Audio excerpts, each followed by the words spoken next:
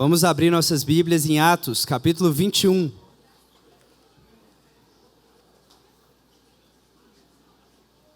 Nós vamos dar sequência à série no livro de Atos. Semana passada falamos sobre o capítulo 20. Então te convido a abrir em Atos, capítulo 21. Nós vamos ler do versículo 1 ao versículo 16.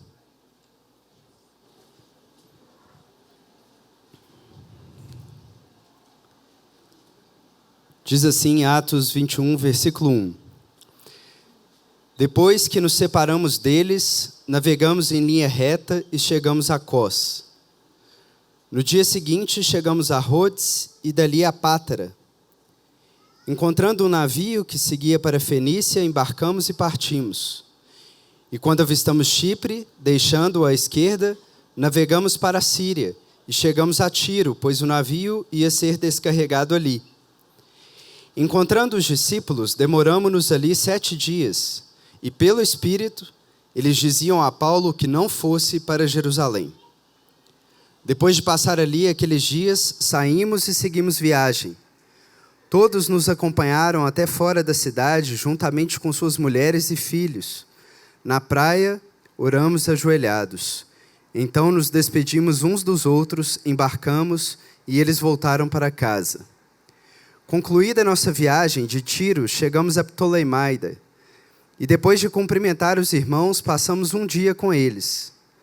Partindo no dia seguinte, fomos para Cesareia.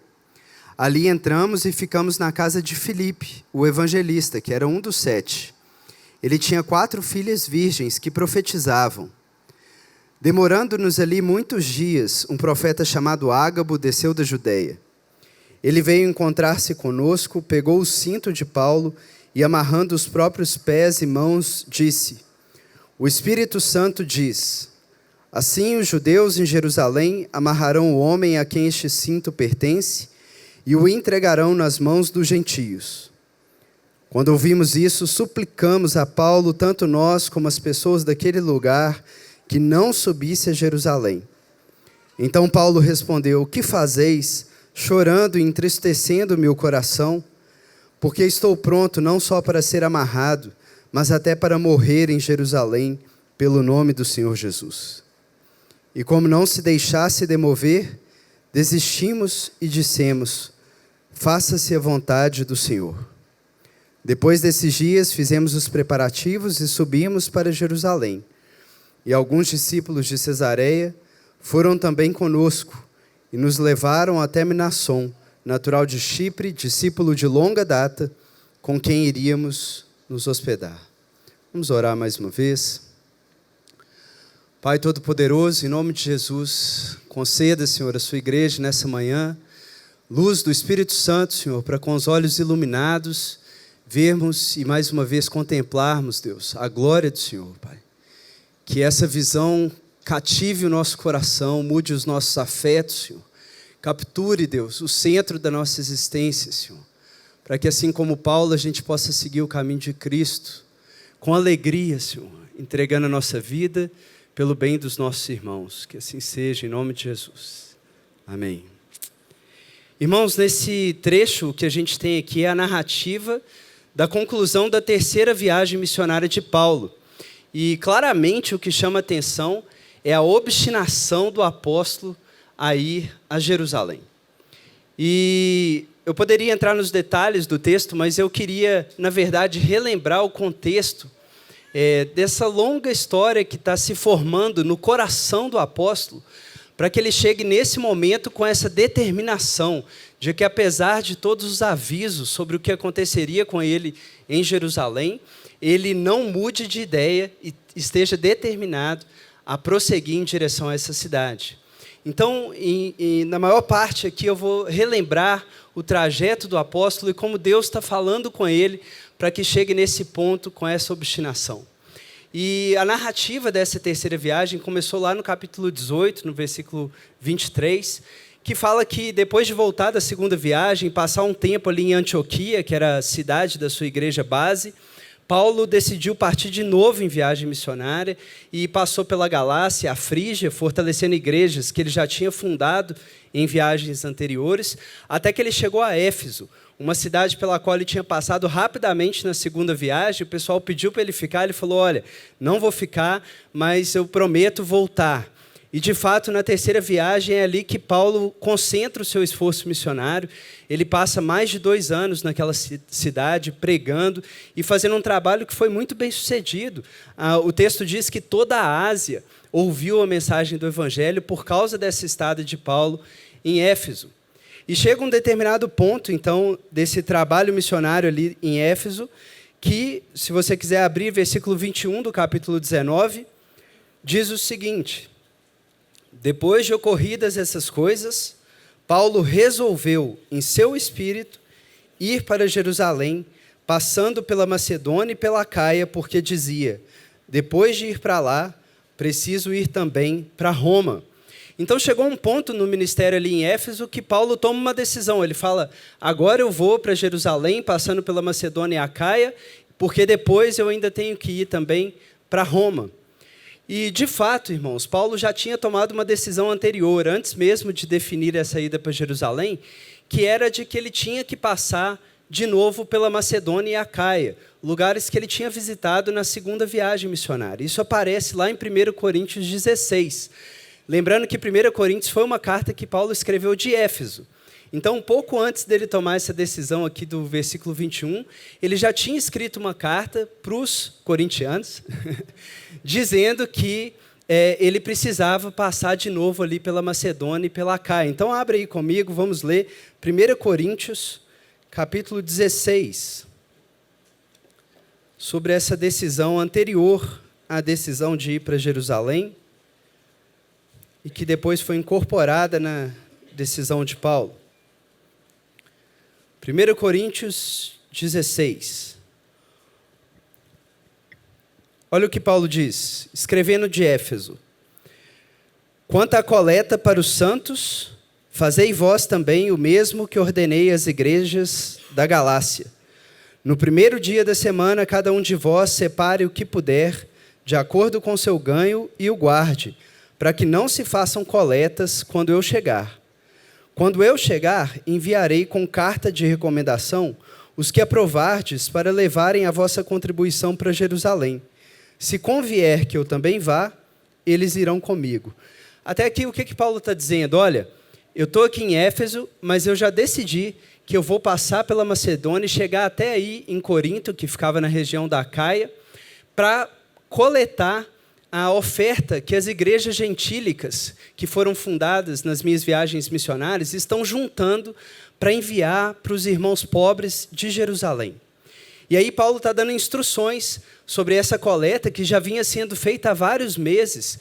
Cada igreja, você vê que ele menciona as igrejas da Galácia, né? Logo no início, e aqui ele está escrevendo para a igreja de Corinto. No caminho ele também passa pelas igrejas da Macedônia. O que Paulo está fazendo, irmãos? Reunindo uma grande oferta de todas as igrejas dos gentios para poder enviar essa contribuição para os irmãos que estavam passando por situação de pobreza na igreja em Jerusalém.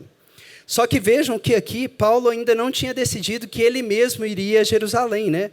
Olha aí que no versículo 3 ele diz o seguinte: olha, quando eu chegar, eu enviarei com carta de recomendação os que vocês aprovarem, para eles levarem a vossa contribuição para Jerusalém. Se convier que eu também vá, eles irão comigo.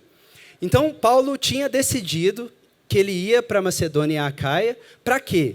Para endossar esse envio dessa oferta para Jerusalém. Mas ele ainda não sabia se ele mesmo iria. É o que ele fala um pouco depois também. Olha o versículo 5. Depois de passar pela Macedônia, por onde tenho de passar, irei até vós. Talvez me demore convosco algum tempo, ou até mesmo passe o inverno, a fim de que me encaminheis para onde eu for. Ainda não sabe para onde. Pois desta vez não quero ver vocês apenas de passagem. Pelo contrário, espero ficar convosco algum tempo, se o Senhor permitir. Ficarei, porém, aqui em Éfeso até o Pentecoste, porque me foi aberta uma porta grande e promissora, e há muitos adversários. Então, Paulo está ali em Éfeso, com uma porta grande aberta, ministrando, mas ele tem no coração endossar essa oferta para enviar para Jerusalém, sabe que vai chegar até Corinto, mas não tinha aqui decidido ainda para onde iria depois de Corinto. Mas como a gente viu ainda em Éfeso, um pouco mais tarde, lá em Atos 19, como a gente leu, diz que Paulo já resolveu no seu espírito que iria para Jerusalém e depois para Roma. Então, o que aconteceu nesse intervalo entre a escrita de 1 Coríntios e aquele registro de Atos 19, para Paulo ter decidido que depois de Corinto ele tinha que ir para Jerusalém e para Roma? A resposta disso está numa carta que Paulo escreveu quando chegou em Corinto, depois de fazer essa viagem que ele tinha decidido, que é a carta aos Romanos. Abra comigo, então, Romanos, capítulo 15.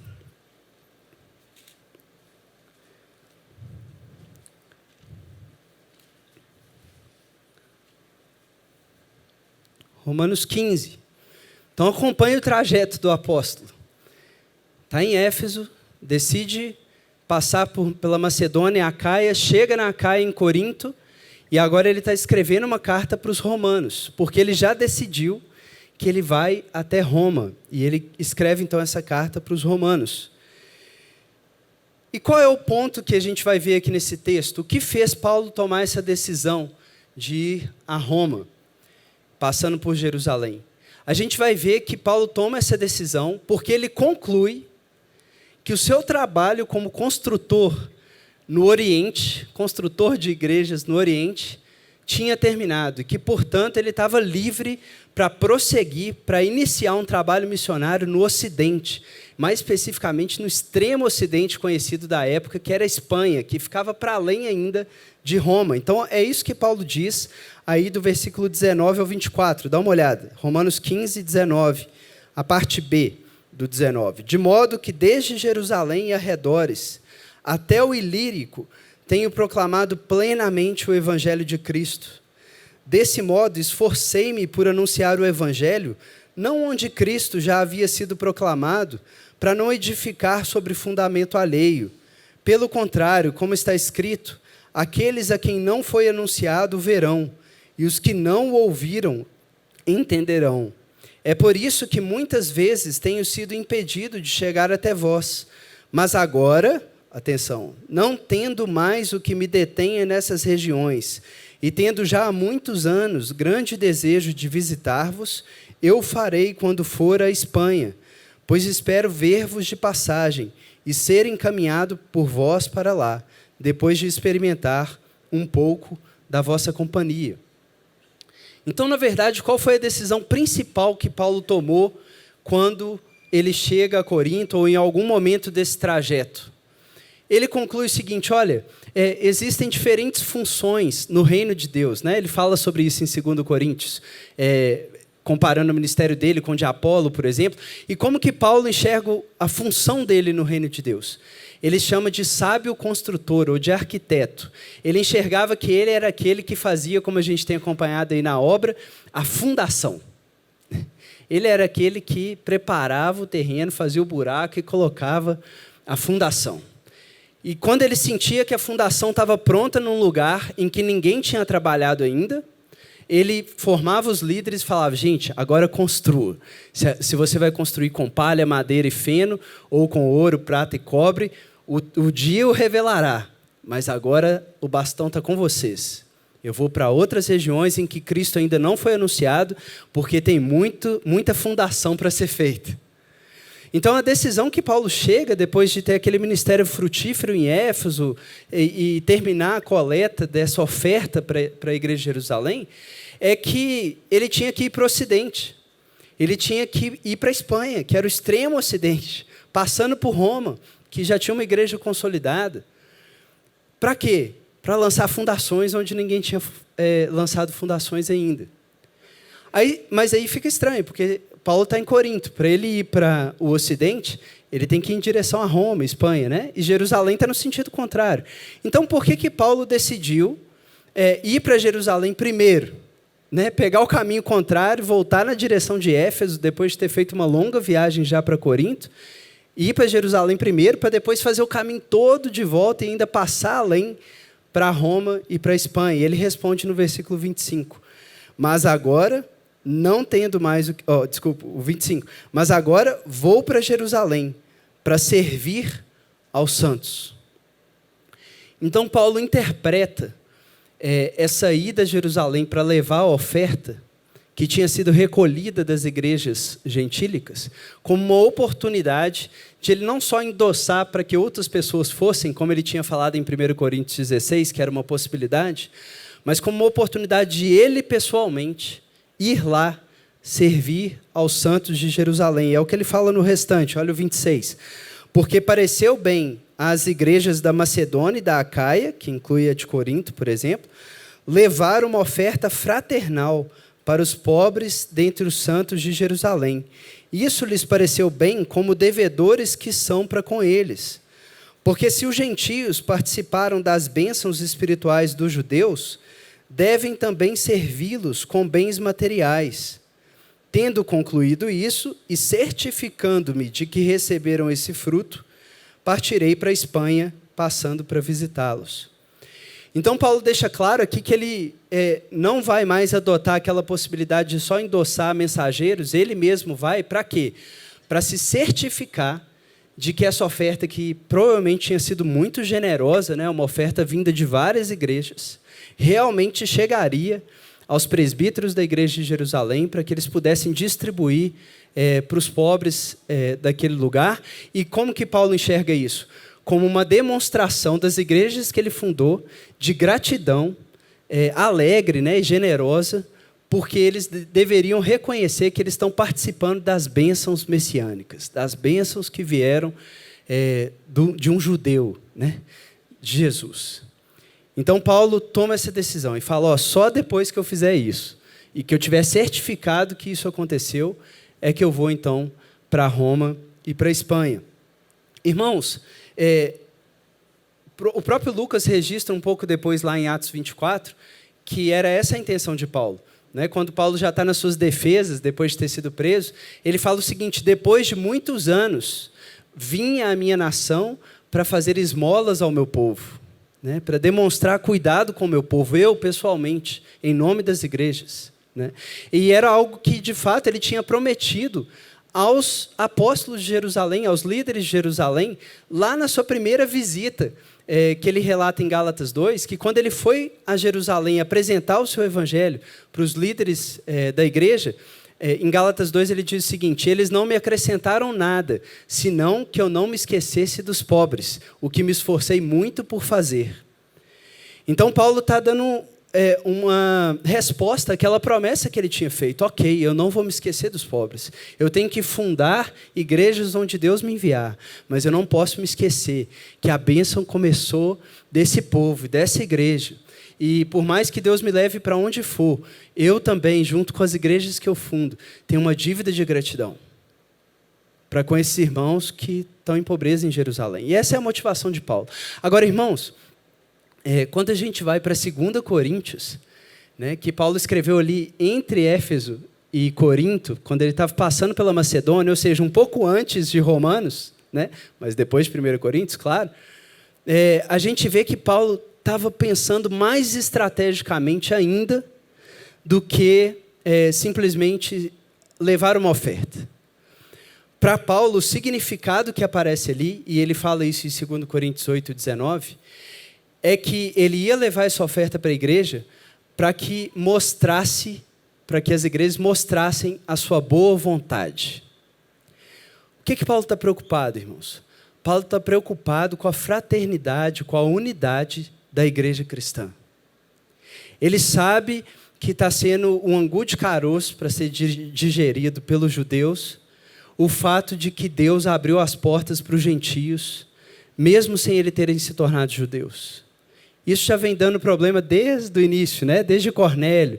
Já teve a Assembleia de Jerusalém, mas ele sabe que é importante tratar essa relação com cuidado pastoral, para que o coração da igreja de Jerusalém vá se abrindo cada vez mais para o tamanho do coração de Deus, que vai muito além dos judeus e abrangia todas as igrejas dos gentios. Então, quando a gente olha ali em 2 Coríntios, qual é uma outra preocupação pastoral de Paulo? Era diante do cenário que ele sabia que era tenso, ele mostrar a boa vontade das igrejas dos gentios para com a igreja de Jerusalém. E assim, fortalecer a união e a unidade e os laços de gratidão entre essas igrejas. Irmãos, como alguém disse, para muito além do imperador, está aqui um pequeno benjamita enxergando a nova criação se formando e zelando para que ela cresça em unidade, a própria igreja. Então Paulo tem um coração amplo, que enxerga longe. Abra comigo aí em 2 Coríntios, vamos ver como que Paulo fala disso. 2 Coríntios, capítulo 9.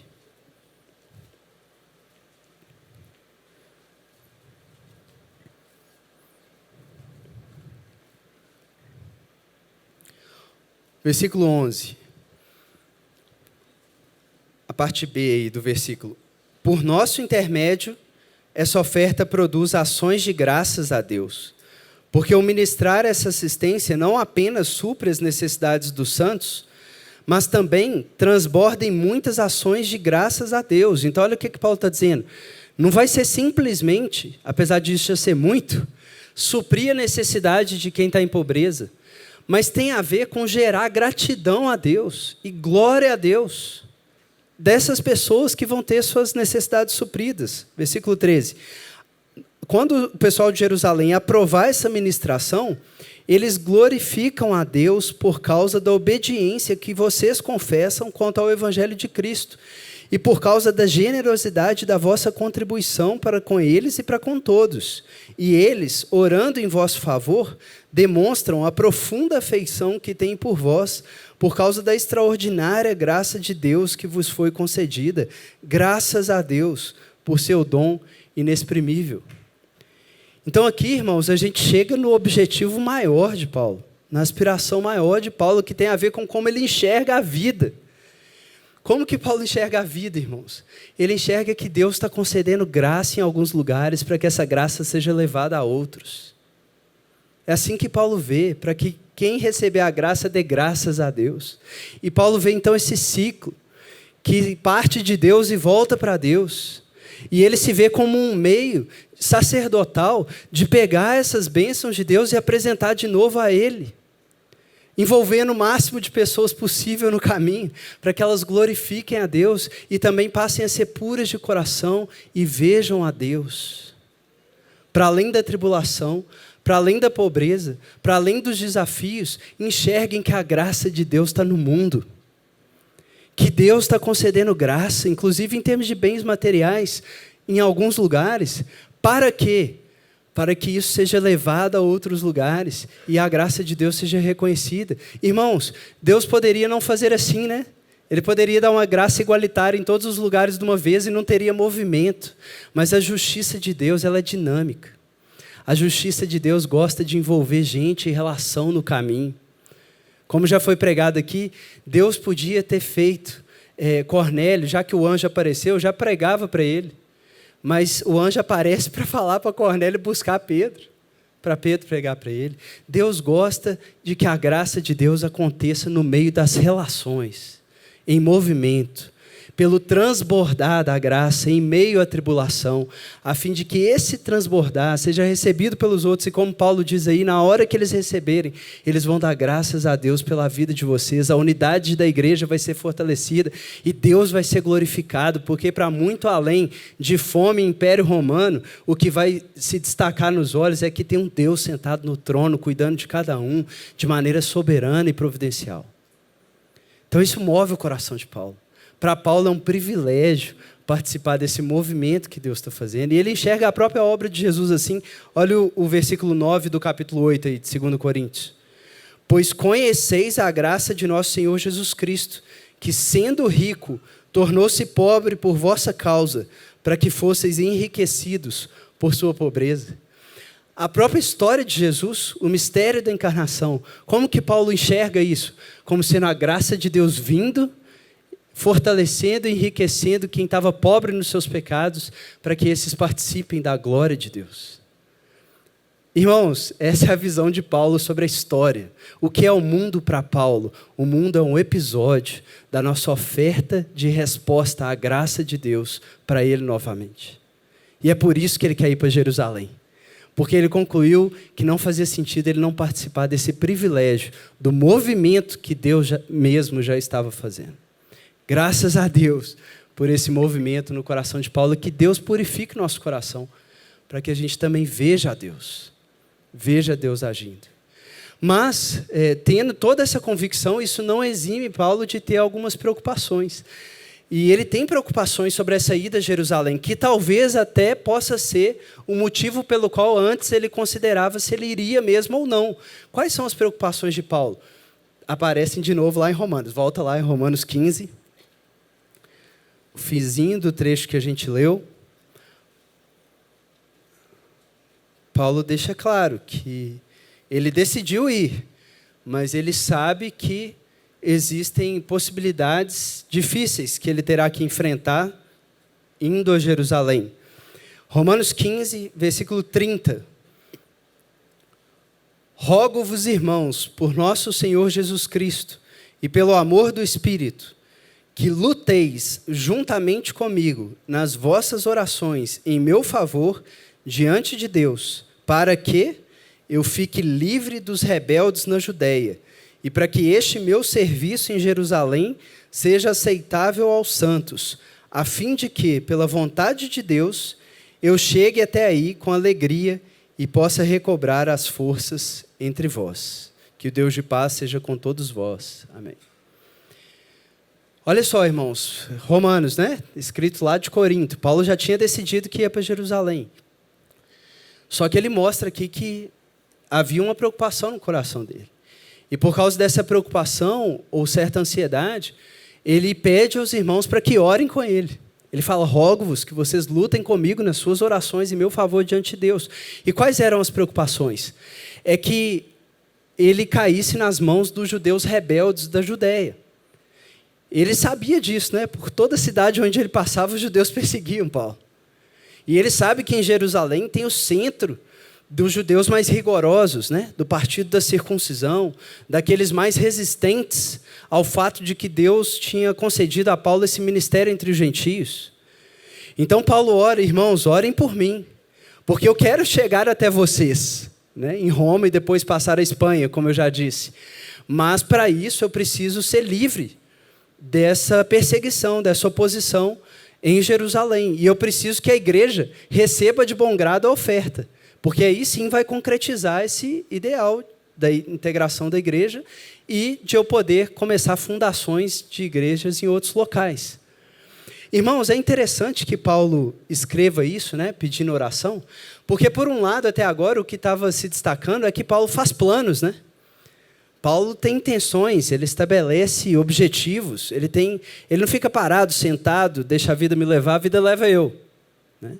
Paulo olha e pensa e raciocina e fala, olha, eu concluo que o trabalho aqui acabou e agora eu tenho que ir para outro, porque a minha função é essa e não tem lugar que não tem igreja. Então, Paulo planeja, mas ele submete todo o planejamento em oração à vontade do Senhor.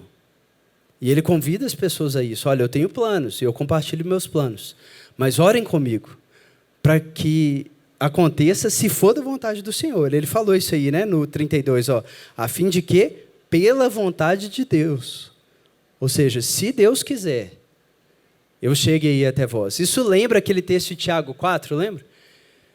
Vocês dizem, vocês aí que dizem, hoje ou amanhã iremos para uma outra cidade, passaremos lá um ano, negociaremos, teremos lucro, né? Qual é? Você nem sabe o que vai acontecer amanhã na sua vida. O que é a nossa vida? Não é uma névoa que agora aparece e logo se desfaz? Antes, vocês deveriam dizer, se o Senhor quiser, viveremos e faremos isso ou aquilo. E Paulo está dando um baita exemplo aqui, de alguém que planeja, que tem intenção, que é ativo, que é engajado, mas que fala, irmãos, vamos orar, porque se o Senhor quiser, esses planos vão se cumprir. Agora ele mostra o outro lado da moeda, que eu acho que alguns de nós podem cair às vezes. Que é o lado de, não, eu sou tão reformado, né, e tão confiante na soberania de Deus, que eu nem faço planos. Eu nem deixo o coração se alimentar de desejos, porque no fim das contas só acontece o que Deus quer mesmo. Então, deixa acontecer, né? Paulo não concordo com você. A confiança de Paulo na soberania de Deus faz com que ele planeje, com que ele cultive desejos no coração, intenções no coração. Mas como? Diante de Deus. Se sabendo servo, mas um servo que é chamado a ser ativo e não capacho. Um servo que é chamado a desejar o que Deus deseja. E para isso ele precisa colocar o joelho no chão e começar a pensar o que será que Deus quer. E como que em oração o que Deus quer pode ir sendo formado no meu coração. E como que eu não idolatro isso porque pode ser o que Deus não queira. Então me ajudem, irmãos, em oração. De certa forma, sabe o que isso me lembra, esse trecho? Getsêmani. Paulo enxergando a possibilidade da cruz em Jerusalém e pedindo aos discípulos que estão próximos, vigiem comigo para que eu não seja conduzido à provação, mas que se eu for, que eu seja liberto. Dá quase para enxergar Paulo ali em Corinto, se ajoelhando, já decidido para ir a Jerusalém e dizendo, Senhor, se possível, afasta de mim esse cálice de cair na mão dos judeus rebeldes.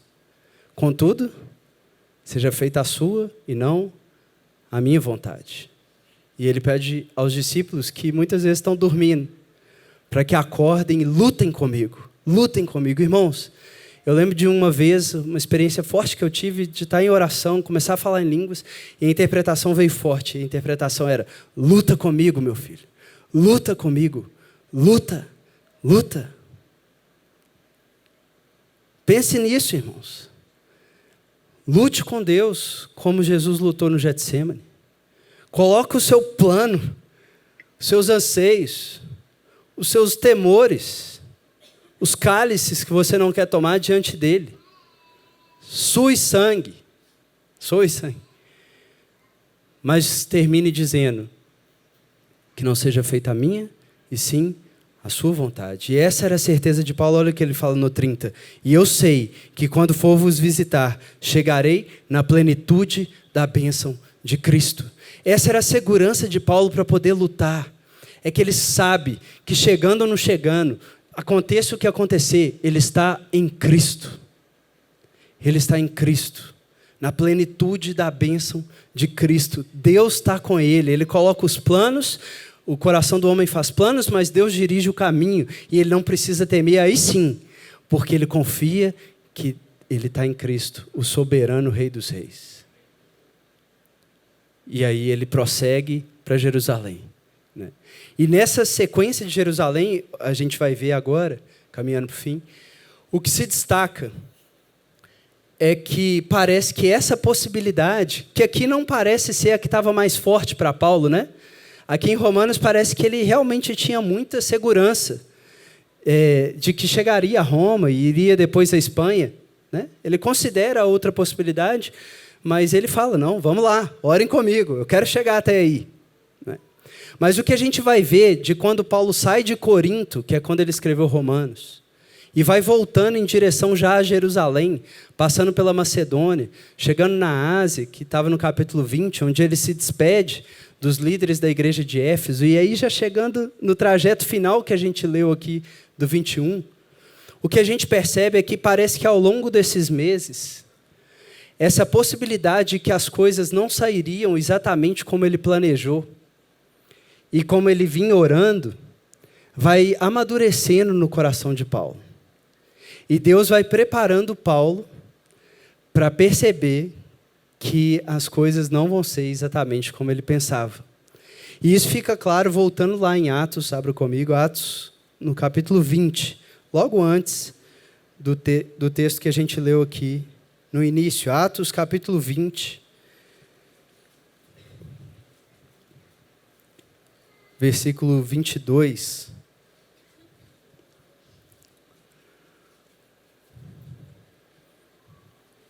Paulo está em Mileto, pertinho de Éfeso, já nesse trajeto de volta, quase chegando na Síria, que era essa região aí onde ficava Cesareia e Jerusalém. Né? E olha o que Paulo diz já nesse trecho final da viagem. Agora, impelido pelo Espírito, vou para Jerusalém, sem saber o que acontecerá ali, senão o que o Espírito Santo me garante de cidade em cidade, dizendo que prisões e tribulações me esperam. Mas em nada considero a vida preciosa para mim mesmo, contanto que eu complete a minha carreira e o ministério que recebi do Senhor Jesus, para dar testemunho do Evangelho da graça de Deus.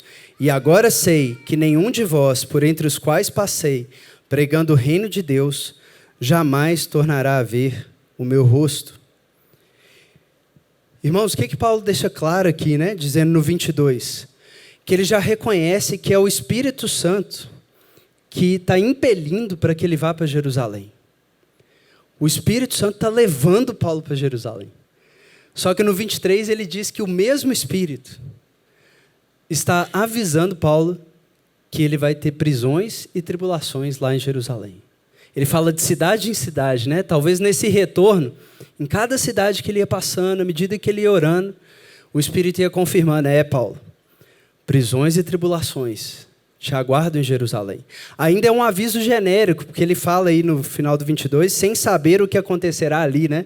Então Paulo não sabe exatamente o que vai acontecer, mas ele já entendeu que aquela possibilidade de sofrer em Jerusalém, pela qual ele tinha pedido aos romanos que orassem para que não acontecesse, aqui ele já está sabendo, pelo Espírito, que ele vai sofrer.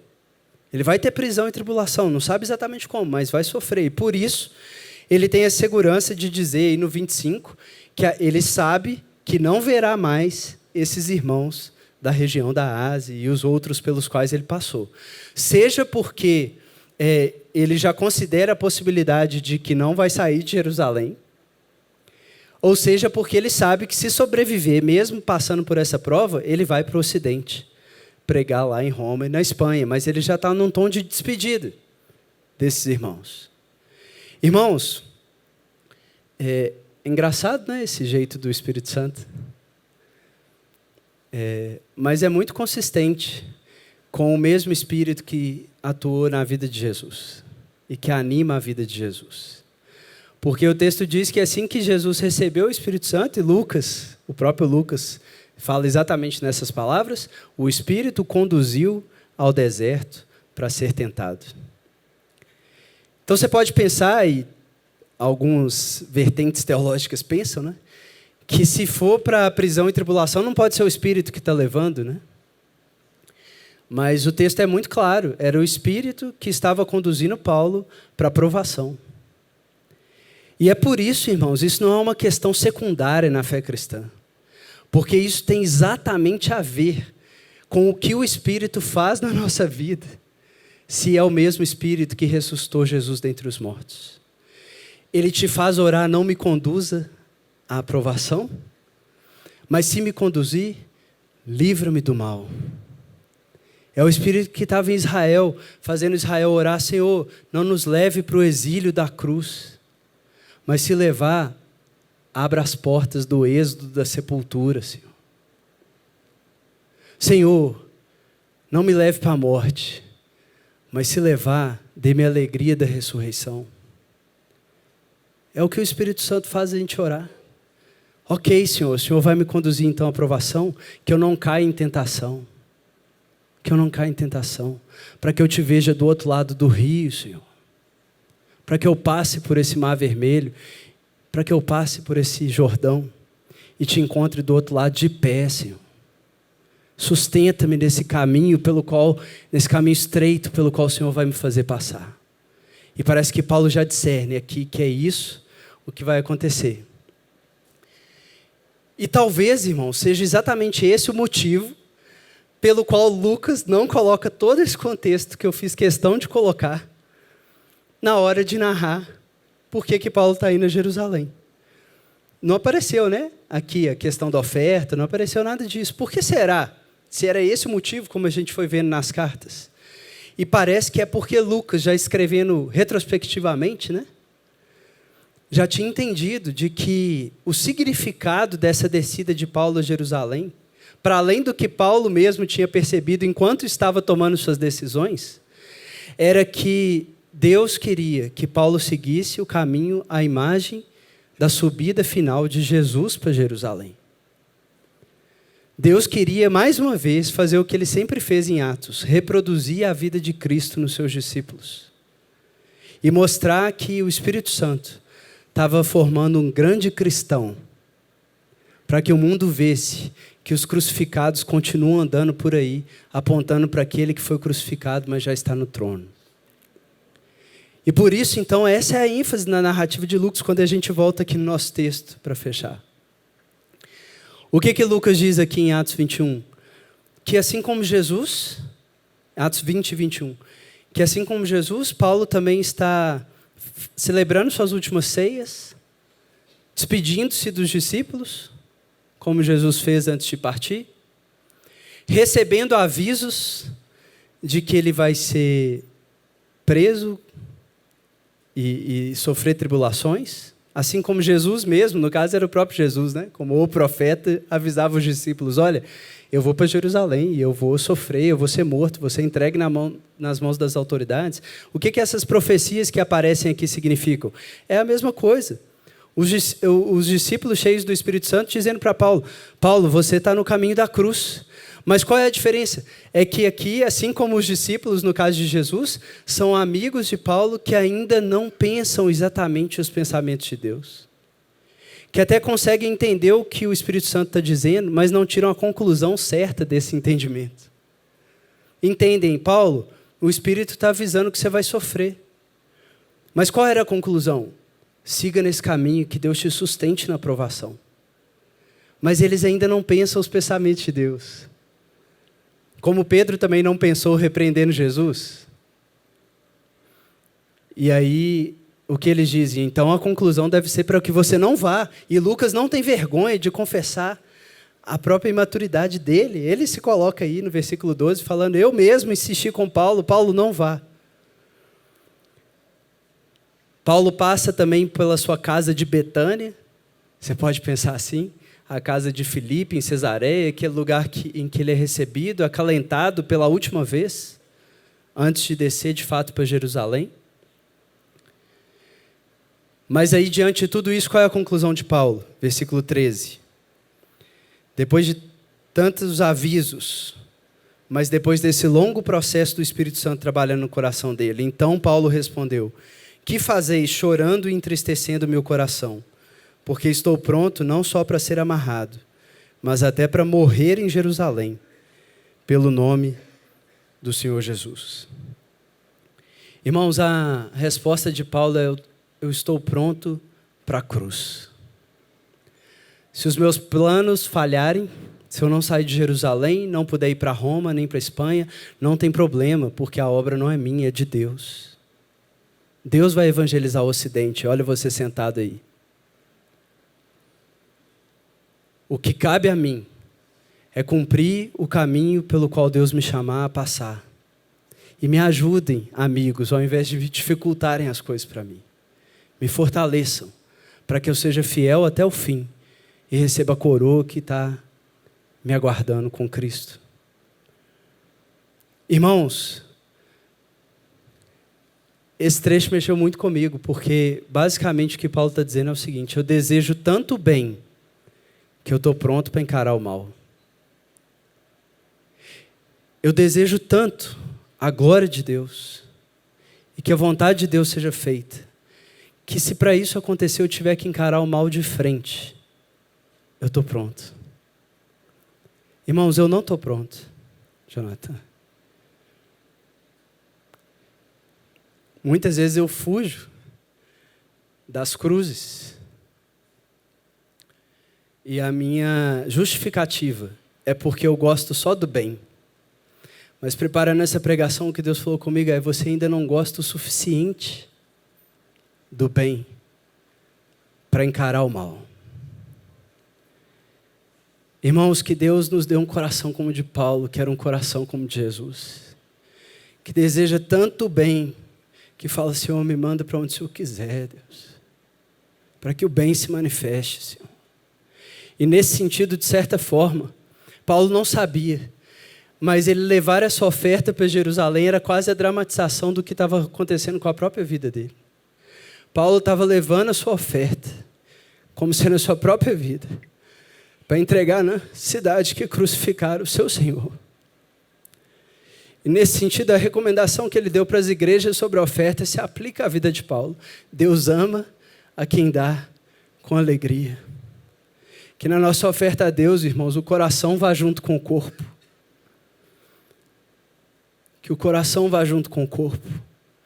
Deus tem paciência com a gente. Trabalhou em Paulo para ir preparando. Mas o coração de Paulo aqui já está indo junto com o corpo. Ao ponto de que quem está em volta, finalmente, participa também da alegria de se render à vontade de Deus e dizer, como diz o versículo 14, desistimos e dissemos, faça-se a vontade do Senhor. Vamos orar. Pai, faça-se a vontade do Senhor, Deus.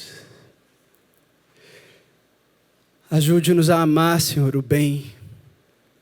A amar, Deus, que o movimento do Senhor seja manifesto no mundo e que a gente tenha o privilégio de participar disso, Senhor.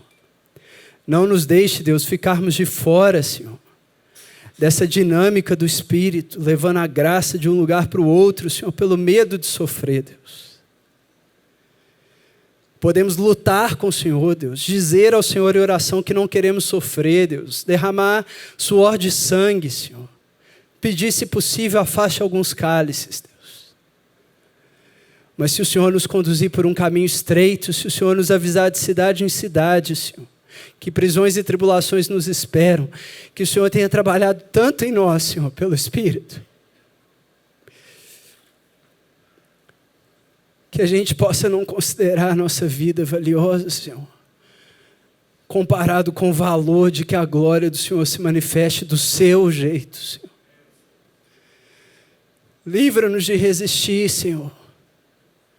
Trabalhe em nós pacientemente, Espírito, para que, como os discípulos aqui no final do texto, Senhor, a gente também desista de resistir, Senhor, e diga, faça-se a vontade do Senhor. E que isso seja não só com resignação, Senhor, mas com a alegria, Deus, porque Deus ama a quem doa com alegria. Em nome de Jesus.